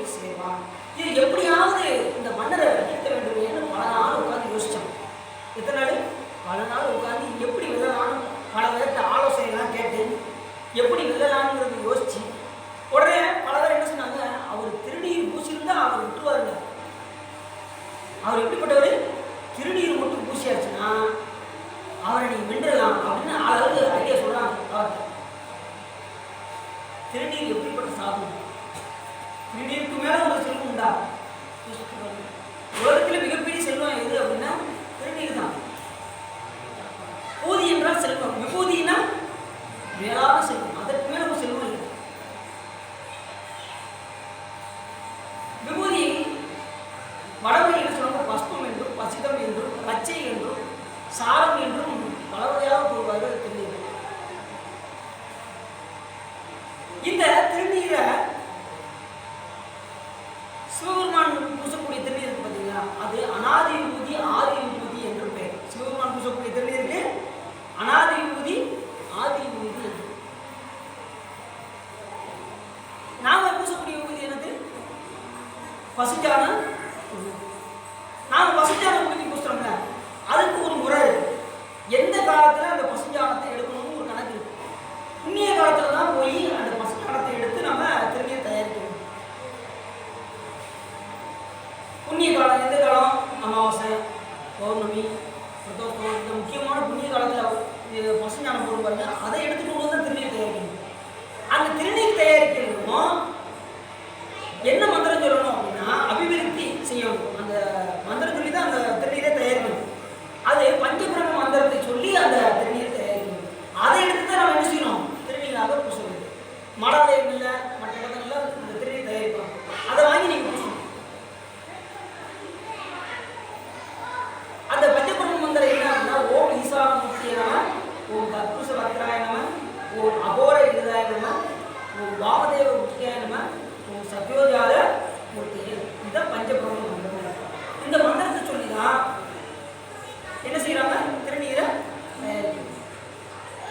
சரி, திருநீர் பூசும்போது எப்படி பூசணும் அப்படின்னா தூங்குவதற்கு முன்னும் பூசணும், தூங்குவதற்கு பின்னும் திருநீர் பூசணும். சாப்பிடுவதற்கு முன்னும் திருநீர் பூசிட்டு சாப்பிடணும், சாப்பிட்ட பிறகும் கையை கழுவிட்டு திருநீர் பூசணும். சாப்பிடுவதற்கு முன் பின், உறங்குவதற்கு முன் பின். அடுத்து வேற எப்படிலாம் திருநீர் பூசணும்? காலையில் எந்திரிச்சதுமே திருநீர் பூசணும். விடிந்ததுமே வெந்நீற்றை மெயில் பூசி. யாரு? அப்போஸ்தலன் சொல்றாரு. எந்த நிலையிலும் திருநீர் நெற்றியில இருந்துட்டே இருக்கணும். ஏன் அப்படின்னா எந்த நிலையிலும் நமக்கு இறப்பு வரலாம். இமைக்கும் பொழுதும் இராது உறமைதான். யார் சொல்றாங்க? நான் சொல்றது நல்லா இருந்தாருங்க. நேற்று பூரா நைட்டு பூரா என்கிட்ட தாங்க பேசிட்டு இருந்தாரு. இன்னைக்கு ஆளை காணுங்க. அப்ப இருக்கும் போதே நம்ம என்ன செய்யணும்? ஈசனை நாடி வேண்டும். திருநீர் நெற்றியில் எந்த நேரமும் இருந்துட்டே இருக்கும். திருநீர் எந்த நேரமும் இருந்துட்டே இருக்கும். சிவவிடங்கள் எந்த நேரமும் இருந்துட்டே இருந்தா உயிர் பிரியுதுன்னு வச்சுக்கோங்க. எப்படி பிரியும்? அடுத்து ஒரு அடியாரை போய் சாமி பார்க்கணும். இல்லை இப்பே இருந்த பிறகு எல்லாம் முடிஞ்சிச்சுனாலும் பிறகு இல்லாமல் ஆக்கிடுவார். அது வேற விஷயம். ஆனா பக்குவம் வரணும். பக்குவம் வராம பிறகு போகவே போகாது. அதனால பக்குவப்படுத்துவதற்கு தான் திருமுறைகள் பாடுதல், பூஜை செய்தல், இதெல்லாம் வந்து அடிப்படை. இது பண்ணால் தான் நமக்கு அந்த பக்குவம் வரும். அதுக்காக சுவாமி ஆகமத்தில் இதெல்லாம் எழுதி வச்சுக்கணும். திருநீரை எத்தனை இடத்துல பூசணும்? யாராவது ஒரு நாள் சொல்லணும் பார்ப்போம். திருநீரை உடம்புல எத்தனை இடத்துல பூசலாம்?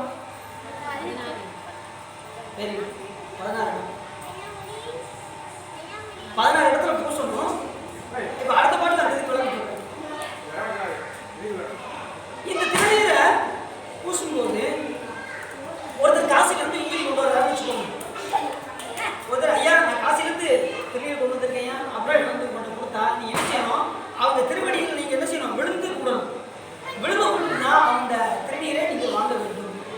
வாங்கிட்டு அவங்களுக்கு முன்னாடி அப்படியா அப்படின்னு அவங்க நேரம் பூசக்கூடாது. என்ன செய்யணும்? அவங்க அப்படி திரும்பி பின்னாடி அவங்க திருநீரை வாங்கிட்டு திரும்பி இருந்து தான் என்ன செய்யணும்? திருநீரை பூசணும். நீங்க சொல்றது புரியுற மாதிரி தெரியுது, ஆனா புரியல அப்படின்னு சொல்றீங்களா? புரியுதா? இப்போ திடீர்னு கொண்டு வந்தாங்கன்னா நான் திருச்செந்தூர் வந்து கொண்டு வந்திருக்கீங்க அப்படின்னு சொல்றாங்க. புனித யாத்திரை போயிட்டு வந்திருக்காங்க.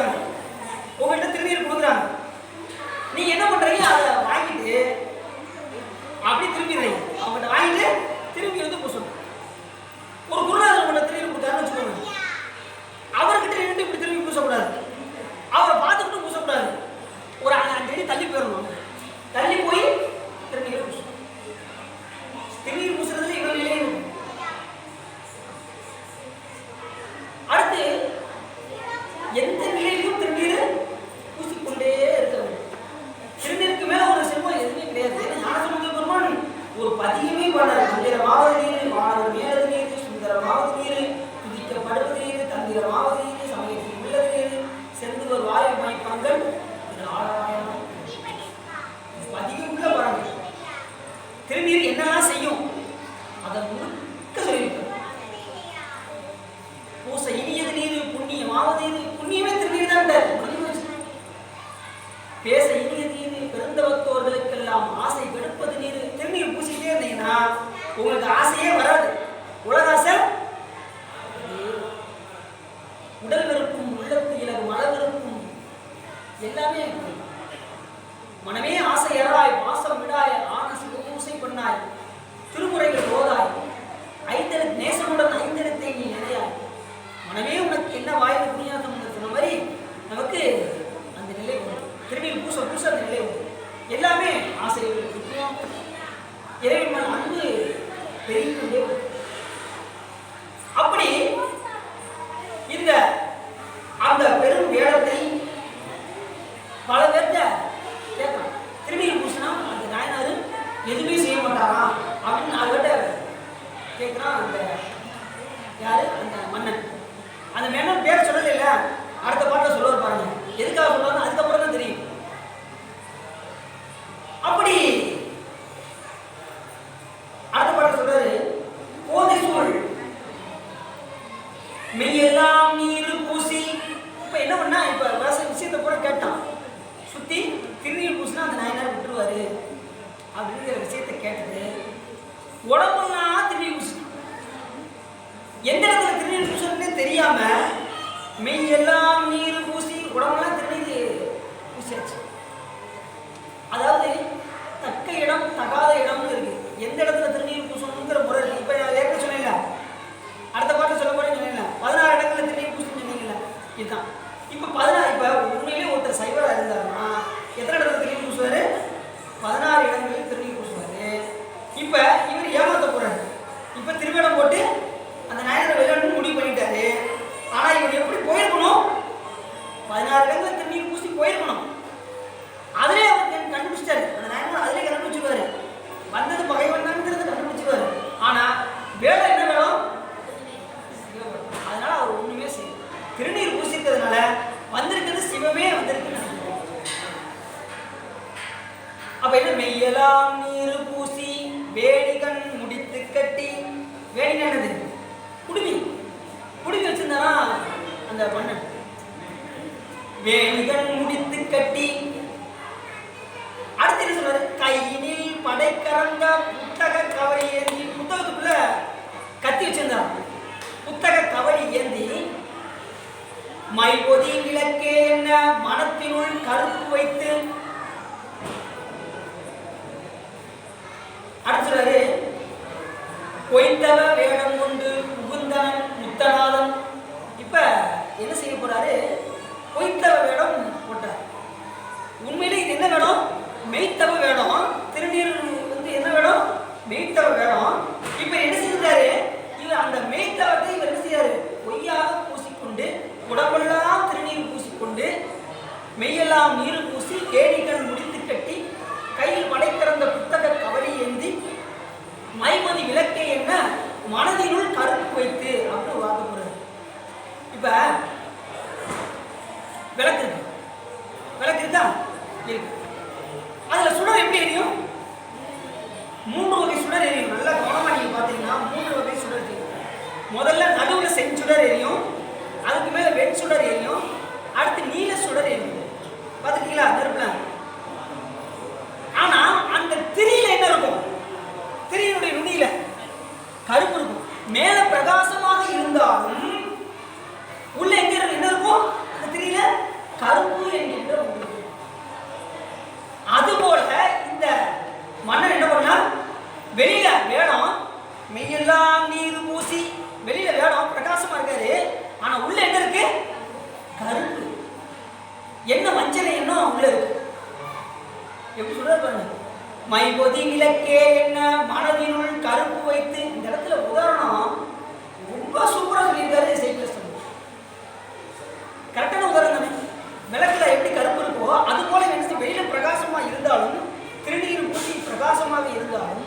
மனதில் வஞ்சனை வைத்து புத்தக கவலைக்குள் கத்தியை வைத்து அந்த நாயனாரை எப்படியாவது வீழ்த்த வேண்டும் என்று விரும்பி என்ன பண்ணாரு, அந்த அரண்மனைக்கு புக நினைத்தார். அவர் பேர் என்னன்னு சொன்னாரு, முத்தநாதன் அப்படின்ட்டு.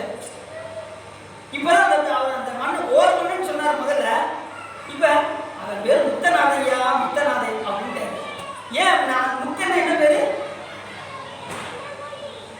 முத்தன்னா மூடன்னா அவன் ஒரு மூடையா அப்படிங்கிறத என்ன செஞ்சாரு, அவன் பேர முத்தநாதையா அப்படின்ட்டு. அப்படி முத்தநாதன் அப்படின்ட்டு இதை முடிச்சுட்டு இப்ப என்ன செய்யறான், மா தவ வேடம் கொண்ட பங்கனான் மாடந்தோறும் கோதை சூழ் அழகபார குலை கொடி ஆட மீது சோதி வெண் கொடிகள் ஆடும் சுடர் நெடு மீ மருகி போய் சேதியர் பெருமான் போய் திருமணி வாயில் சேர்ந்தார். அங்க பூரா கொடிகள் எல்லாம் நாட்டியிருக்கு. அந்த நாட்டில் பெண் கொடிகள், பெண் ஆண் கொடிகள், அந்த கொடிகள் எல்லாம் பார்த்து அந்த திருவாயில் வரிசையா இருக்கும் இல்லையா, அரண்மனை வாயில் கொடிகளெல்லாம் வந்துருக்கு. இப்ப அந்த அரண்மனை வாயில் முன் போய் இந்த மன்னன் என்ன பண்ணா, முத்தநாதன் உள்ளே திருவாயிலை அடைந்தார். திருவாயிலை அடைந்தானா அடுத்து என்ன செய்யறாங்க, தடையுடை காவலர் கைதொழுவேற நின்றே உடையவர் தாமே வந்தார் உள்ளெழுந்தருளும் என்ன தடைபல புக்க பின்பு தனித்தடை நின்ற தத்தன். இப்ப எல்லா காவலாளியும் என்ன செஞ்சுட்டான், தாண்டி தாண்டி வரான். எத்தனை ஒரு அரண்மனையில எத்தனை காவலாளிகள் இருப்பாங்க? சாதாரண போய் அரசரை போய் பார்க்க முடியுமா? பார்க்கவே முடியாது. ஆனா இப்ப என்ன பண்ணா, ஒவ்வொரு காவலாளியும் இந்த வேடத்தை பார்த்தவங்க எல்லாம் என்ன பண்ணிட்டாங்க, சாமி தாராளமா போங்க அப்படின்ட்டாங்க. எல்லாரும் ஏமாத்திட்டு வந்துட்டான். கடைசி ஒரு மெய்காவலர் ஒன்று தெரியுமா, அரசர் பக்கத்துல எப்பயுமே ஒரு மெய்காவலர் இருப்பார். அந்த காவலுடைய பேர் என்ன பேருனாரு, தத்தன் அப்படின்னு. அந்த காவலுடைய பேரு தத்தன். அவனை சாதாரண ஏமாற்ற முடியாது. ஏன்னா அவர் எப்படி நினைப்பாருன்னா, அந்த காவலாளி அரசரை இறைவனாக கருதுகிறவர் அந்த காவலர். அவனை சாதாரண ஏமாற்ற முடியாது. ஆனா அவர் உள்ள போனதுமே அவனை தடுத்தார். இறைவர் தூங்கிக் கொண்டிருக்கிறார். அந்த பாட்டு இடை அடுத்த அந்த பாட்டு சொல்றாரு, தடைபல புக்கு பின்பு தனித்தடை நின்ற தத்தன் இடைந்திருந்து அருள வேண்டும் துயில் கொள்ளும் இறைவன் என்றார். உள்ள இருக்கிற யாரு, இறைவன் படுத்திருக்க அரசன். அவனுக்கு எப்படி இறைவன் போல உள்ளே இறைவன் துயில் கொண்டிருக்கின்றார். இப்பொழுது உள்ளே செல்ல அனுமதி இல்லை அப்படின்னார். உடனே இவர் பார்த்தோம். ரெண்டாவது இவர் சிவ வேளாளர் அழைத்து வந்திருக்காரு. இப்ப ரெண்டுக்கும் நடுவில் இவர் இடந்து மாட்டிட்டு முடிக்கிறார் இந்த காவலர். அதனாலதான் இடைந்திருந்து அருள வேண்டும் என்று அந்த இடத்துல சேக்கிழார் சுவாமி அழகாக சொல்றார். அடியாருடைய இதை பார்க்கறதா இல்ல ஆண்டவனுடைய இதை பார்க்கறதா அப்படின்னு விடவா விட வேண்டாமா அப்படின்னு இருந்த உடனே என்றவன் கூற கேட்டு அந்த சத்தம் உள்ள கேட்குது. இவங்க ரெண்டு வாதிடுற சத்தம் உள்ள கேட்குது. என்றவன் கூற கேட்டே அவன் குறுகி கூற நின்றிடு நீயும் என்றே அவனையும் நீக்கி புட்டு ஒன்றியல் பள்ளிக்கட்டில் புறவன் தீர்மாடே மன்றன் குழல்மென் சாயல் மாதிரியே இருப்பான். சாமி என்ன இருக்கிறது, கீழ் கொண்டிருக்கின்றார், பள்ளியில் கீழ் கொண்டு கொண்டிருக்கின்றார். அதனால இப்ப போவதற்கு அனுமதி இல்லை என்பது. உடனே அவன் மனைவி என்ன செய்யறாங்க, அந்த குறிப்பறிந்து மனைவிக்கு என்னன்னு மன்றன் குழல்மென் சாயல் மாதிரியே இருப்ப கண்டு அம்மா இருக்காங்க. அவனை கேட்டு நான் சொல்றேன்.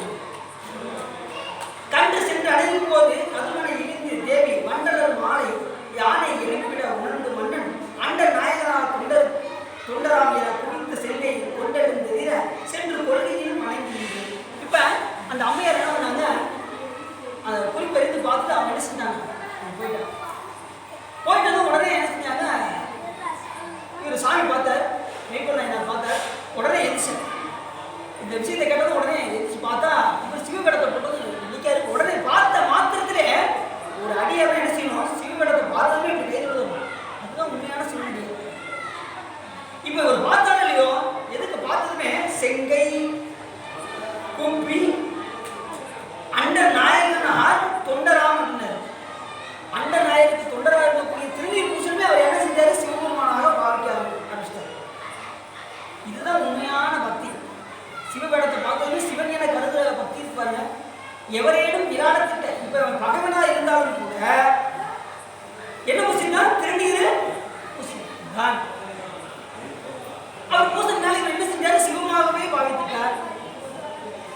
அவங்க உடம்பு முழுக்க திரும்பி குடிச்சு அது போய்ங்கிறது கூட தெரியுது. ஆனா வந்திருக்கிறது சிவம், வந்திருப்பது சிவம். எவரேனும் வியாழத்திட்ட திருநீரும் சாதனமும் கண்டால் உருகி ஓராதே அவரவரை கண்டபோது உகந்து அடிமை திறம் இணைந்து இவர் தேவர் அவர் தேவர் என்று இரண்டு ஆட்டாது ஈசன் பிறவே பேணி அவங்களை சிவமாகவே பாவித்து அவர் இவர் தேவர் அவர் தேவர், இவர் நல்லவர் கெட்டவர், இவர் எனக்கு பிடிக்கும் பிடிக்காது அதெல்லாம் பார்க்கக்கூடாது. வேடம் இப்ப இவர் பகைவன் நினைச்சிருந்தா என்ன செஞ்சிருப்பாரு நேரம் அந்த இடத்துல வெட்டியிருப்பாரு. ஆனா அந்த சிவம் நினைச்சாரு, அதனாலதான் உள்ளே அனுமதி கொடுத்தார்.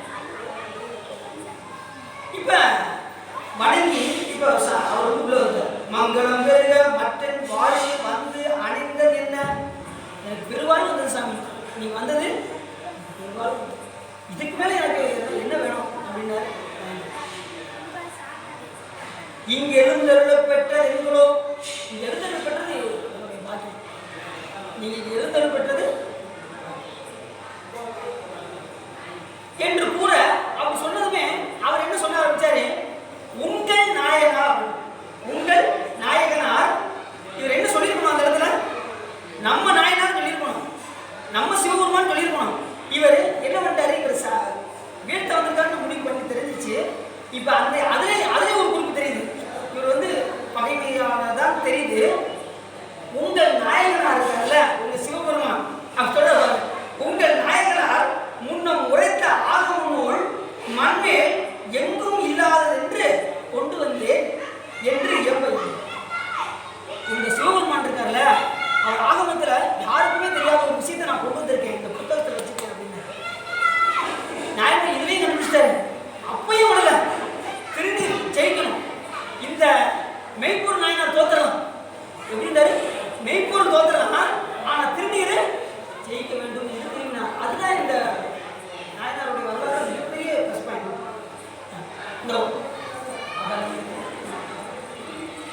அப்ப இவர் என்ன செஞ்சாரு, எப்படியாவது திருநீர் ஜெயிக்க வேண்டும் என்று விரும்பினார். அதன் அடிப்படையில் என்ன செஞ்சாரு,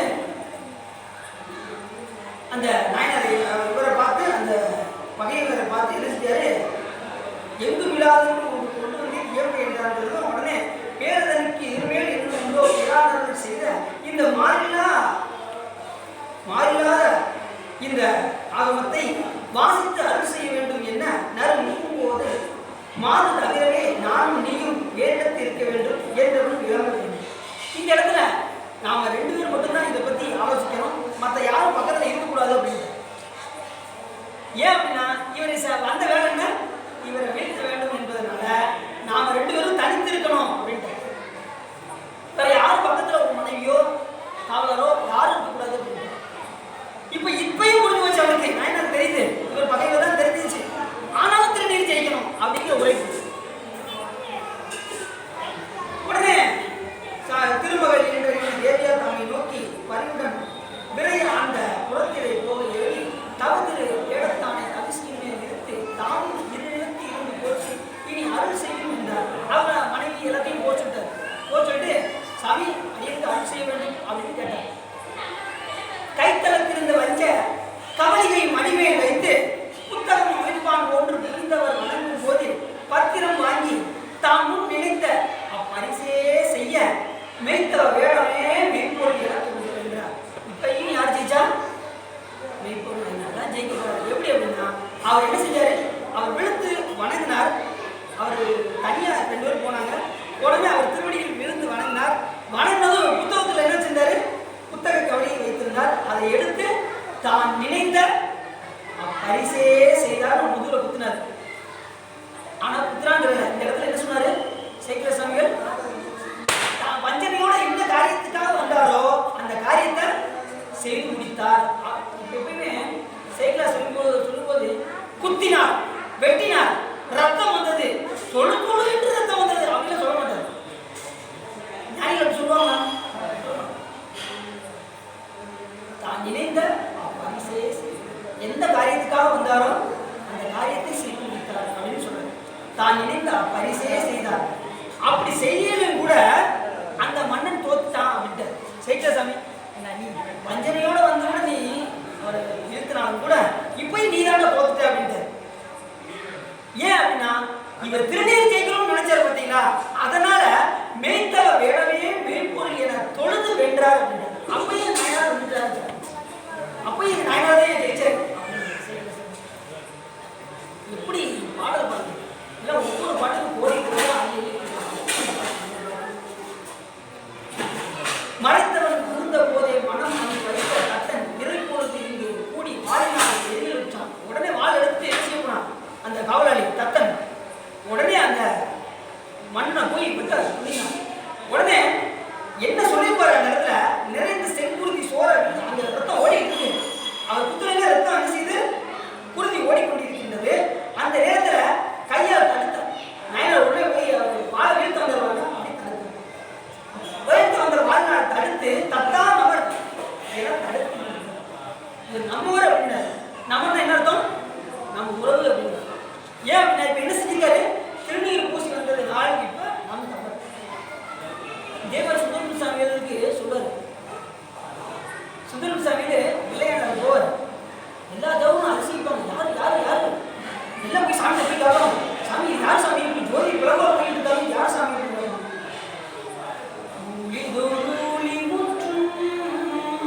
உயர் கொண்டுடித்தான் மலை சூழி செய்யும் சுவை நாகலன் கூரை சொன்ன இந்திரன் வாழ்விரமன் இவன் ஆரியனையும் பெருமான் அப்படின்னு கேட்டானா, இது யார் சுவாமி கேட்டாங்க, நந்தவர் ஊரென்றான் முடித்தான் மலை உத்தவனே.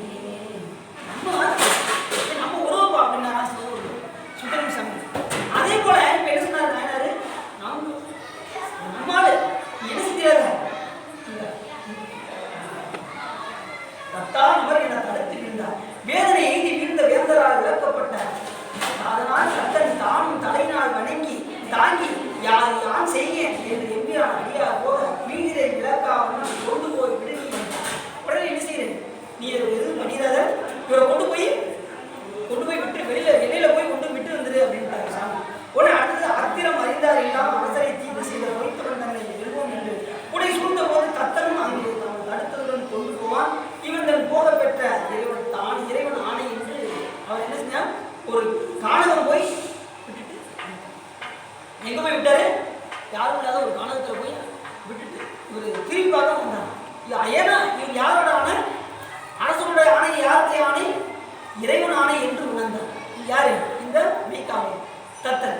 அப்படி வர்ற வரைக்கும் உயிர் கையில பிடிச்சிட்டே இருந்தார். யாரு, வேப்பூர் நாயனார். அவர் எப்படி சொன்ன அந்த செயலை விட்டுட்டு வர்ற வரைக்கும் உயிரை தாங்கி பிடிச்சிட்டே இருந்தாரா. வந்து அவர் வந்து சொன்னாரா, மற்றவன் கொண்டு போ வஞ்சனை வேடத்தான் மேல் செற்றவர் தம்மை நீக்கி தீதிலா நெறியில் விட்ட செற்றிடம் கேட்டி வேண்டி சோர்கின்ற ஆவிதாங்கும் கொட்டவன் முன்பு கொன்ற கோபகன் குறிப்பி என்றார். அதே அந்த நேரத்துல என்ன செஞ்சாரா, சிவபெருமான சிந்திச்சுக்கிட்டே இருந்தார். நமக்கு அந்த இறக்கும் தருவையில சிவபெருமான சிந்திக்கக்கூடிய வாய்ப்பு வருமா, ரொம்ப கஷ்டம். இறக்கும் தருவையில இறைவனை சிந்திக்கிறது இது பலநாள் செய்த இவர் ஒவ்வொரு பிறவியையும் சிவபெருமான ஆழ்ந்த சிந்திக்க தான் இவர் கடைசி இறக்கும் தருவாயில் சிவபெருமானை சிந்திக்கக்கூடிய அந்த நிலை வந்தது. இல்லைன்னா வரவே வராது. அதுதான் சிறுபிள்ளையிலிருந்து இறைவனுடைய நாமத்தை சொல்லி பழகிக்கிட்டே வரணும். அப்படின்னா தான் இறக்கும் தருவாயில அவருடைய நாமத்தை நாம் சொல்ல முடியும். அப்படி அரசியல் ஆறுதலும் அழிக்கும் காதலாருக்கும் பிறவிய செய்கை மன்னன் விளக்குவார் நீதினாலே பரவிய திருநீற்றன்பு பாதுகாப்பு. உடனே அந்த அரசர் என்ன பண்ணாரு, வெளிப்படுத்தினாங்க, நீங்க அனைவரும் திருநீற்றை பாதுகாப்பீராக என்று ஆணையிட்டார். கடைசி சொன்னாரு, ஏன்னா அரசனுடைய ஆணை, அரசன் எவ்வளியோ அவ்வளியே மக்களும். அதனால கடைசி வரைக்கும் அந்த திருநீற்றை பாதுகாத்ததினால் நீங்க அனைவரும் திருநீற்றை பாதுகாப்பீராக என்று என்ன செஞ்சாரு, மன்னர் ஆணையிட்டார். ஆணையிட்டு கடைசி என்ன செஞ்சாரு, தொண்டனாருக்கு இமய பாவை துணைவனார் அவர்கள் முன்னே தம்மை கண்டவார் எதிரே நின்று காட்சி தந்தருடைய உடனே சிவம் அணிவிச்சிட்டாரு. விடைவானத்தில் அவங்க காட்சி.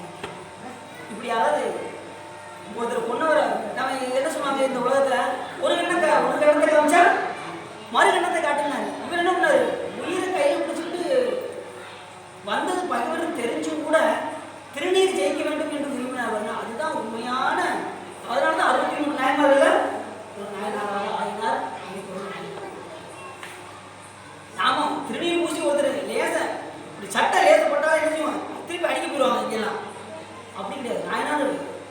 சிவமாக பாவித்தார்.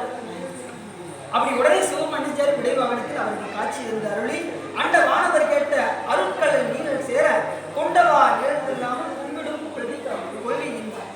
கடைசி வரைக்கும் அவர் திருவடி நிலையில் வைத்து எப்போதும் கும்பிடக்கூடிய வழிமுறையை சிவபெருமான் அவருக்கு அந்த அருளினார். 63 நாயன்மார்களையும் ஒருவராக ஆக்கினார். இப்போ நம்ம அவரோட பேரை சொல்லி நாம் வழிபாடு செஞ்சுட்டு இருக்கோம். எத்தனை வருஷத்துக்கு முன்னாடி நடந்த ஒரு புராணம் இப்பயும் நாம் என்ன செய்யறோம்? 63 நாயன்மார்கள் அவரை வைத்து நாம் போற்றுகின்றோம். இப்படி நாம் இந்த நாயனாருடைய வரலாறை கேட்டு சிவவேடத்தின் மேல் பக்தி செலுத்தி சிவபெருமான் மேல் அன்பு செலுத்தி நாம் தொடர்ந்து அன்பு செலுத்தி அவர் மேல் பக்தி செலுத்தி ஊழினை உருக்கி உள்வழி பெருக்கி உழப்பில்லா ஆனந்தமாய தேவினை சொரிந்து புறம் திரிந்த செல்வமே சிவபெருமானே என்று மாணிக்கவாசகர் கூறுவதற்கு இணங்க நாம் பக்தி செலுத்தி அன்பு செலுத்துவோமாக என்று சொல்லி இந்த அளவிலே இதுகாரம் உள்ளம் நிறுத்தி வகை சிறந்து மெய்ப்பொருள் நாயனாருடைய வரலாறை நீங்கள் கேட்டதினால் உங்களுடைய அறிவினை கலைந்து திருவருள் முறையும் என்று சொல்லி இந்த அளவிலே அணியின் திருப்புகழ் பாடி முறையை நிறைவு செய்கிறேன்.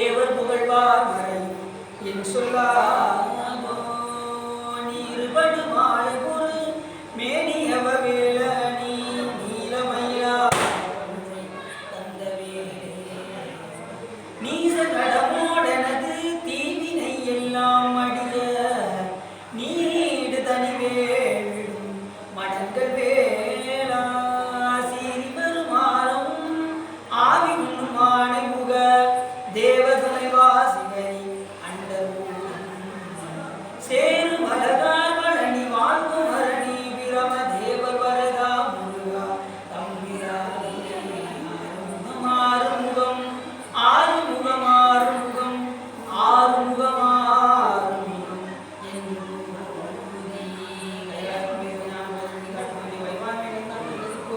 மெய்யான வாழ்வாய் விழார் மொழி திருவாவூர் திரைவாள் நமச்சிவாய தேவன் சைலாதி மரமுடையவன் வான்மொழியில் வாழ்வியும் மணிவனம் புறக்க மன்னன் போர்முறை அரசு செய்க குறையில்லாத எதிர்வாழ் நம்முடைய அன்றமும் நற்றமும் வீழ்மல்க மேன்மைகள் செய்வ நீதி விளங்குக உலகெல்லாம் அரகனும் பார்வதீவதையே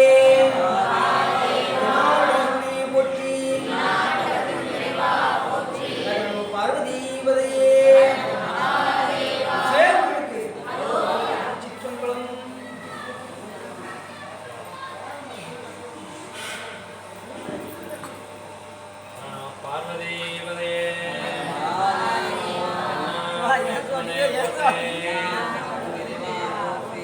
நம் கடம்பனை பெற்றவள் பங்கினன் நம் கடம்பனை பெற்றவள் பங்கினன் தென் கடம்பை திருக்கார கோவிலா தென் கடம்பை திருக்கார கோவிலா தன் கடன் அடியேனையும் தாங்குதல் தன் கடன் அடியேனையும் தாங்குதல் என் கடன் பணி செய்து கிடப்பது என் கடன் பணி செய்து கிடப்பது திருக்கமலம் திருநயம்பலம்